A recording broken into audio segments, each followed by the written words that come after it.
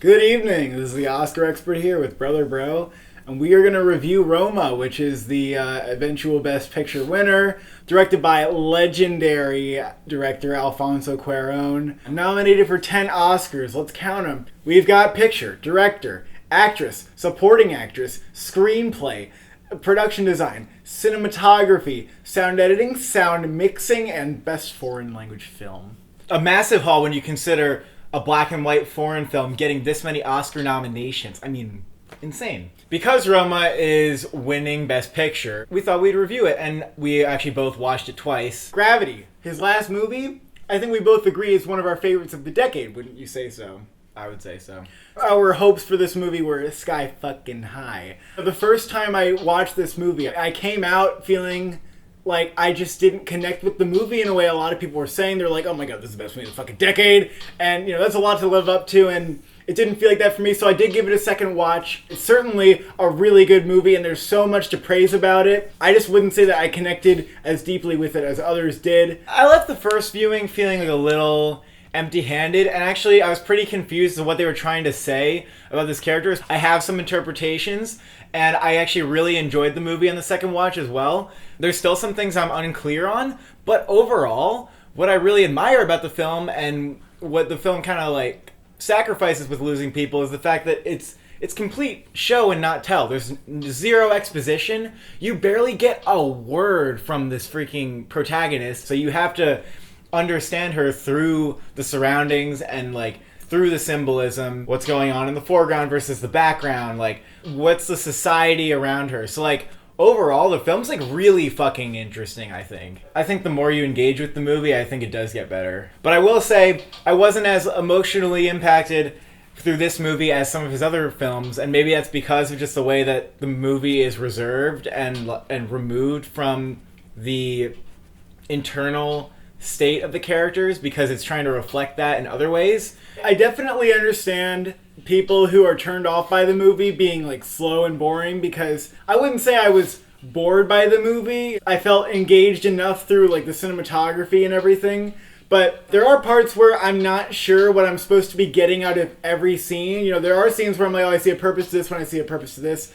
But there are scenes that I don't exactly see a purpose, and I think Yalitza's kind of wandering around in this space, and I'm not sure what she's getting out of it. I'm not sure what I'm getting out of it. I had a lot of those scenes in mind, and then when I watched them the second time, I went back and really thought about it. Like, I tried to really pick the movie apart, and I actually did come up with some interpretations that I was like kind of happy with for the way that those scenes were. And sometimes it was just like looking at it from a different perspective, like just gaining a new perspective on the scene and thinking less about like what's happening versus like how it's happening, how they're showing it.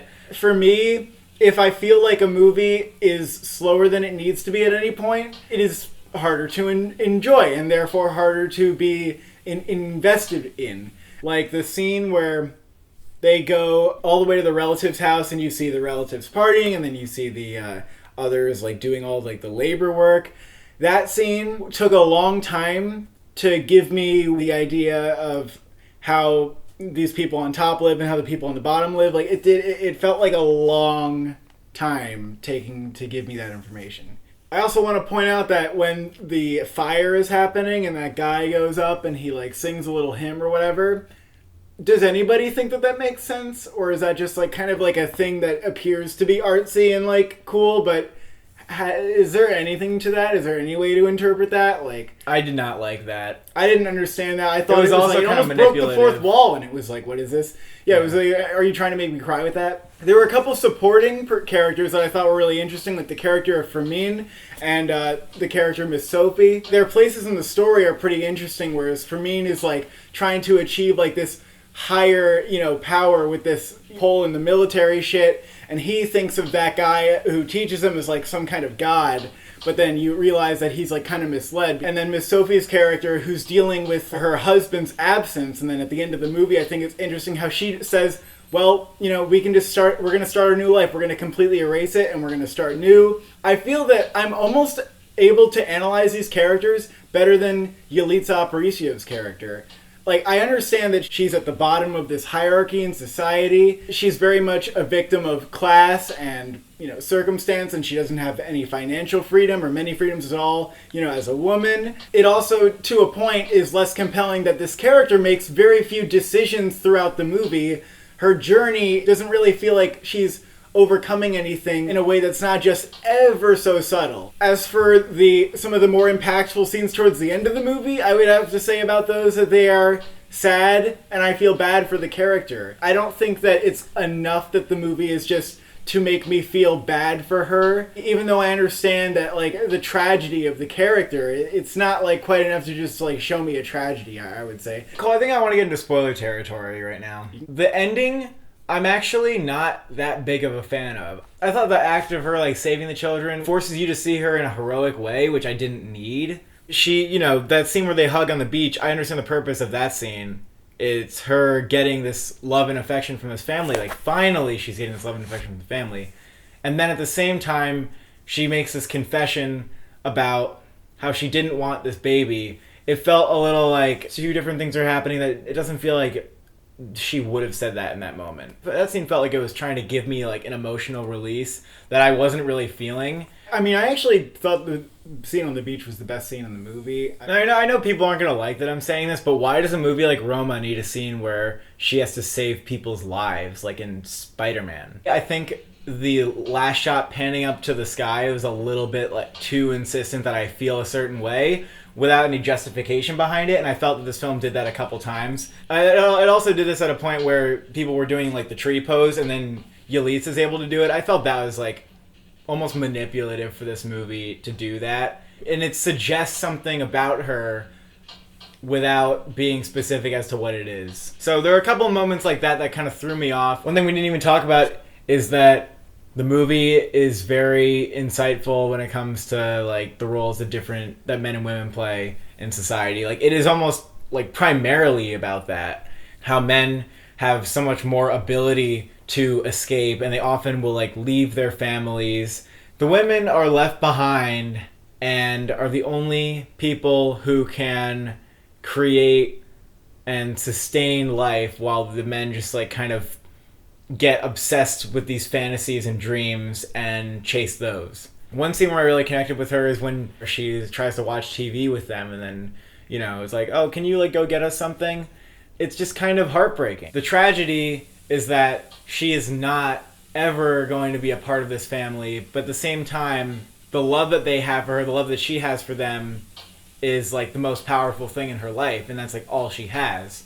And that, like, I definitely understood and felt. But then there's other things, and it feels like it's trying to get me to come to some sort of conclusion about her, or realize what kind of changes are happening within her, and I don't see it. I don't understand what's happening because there's just not enough information for me to pull from. Some of the more, like, climactic moments didn't, like, make me sob like some people are saying it did. I still, in the end, don't know what she hopes to do, what she aspires to be in her life, because it never explains that. And maybe there's something really cool about that and something profound. I'm kind of, like, in the middle on it. I still have a hard time understanding the ending. Like, is she more free because she actually is better off without a child, because now she's not anchored down? Because in that case, that suggests that she wants to go somewhere or can go somewhere, but I don't know where she's going. Yeah, I don't understand why she said that she never wanted the baby. Because, like, why wouldn't she have wanted the baby? Well, I get in a way that how having a baby is just, like, kind of takes away all of your freedom and starts you on this path of, like, motherhood where that's pretty much all you're doing. But I also don't know, like, why wouldn't she want the baby? Because she wants a family. Like, she wants to be accepted. So there's just some things I'm just, like, confused about. Marina de Tavira, I think, is actually worthy of a nomination because she has some really good scenes. She has some, like, really powerful moments where she, like, switches to anger really quickly, and there are some of the more impactful moments of the film, so I think that she deserves those.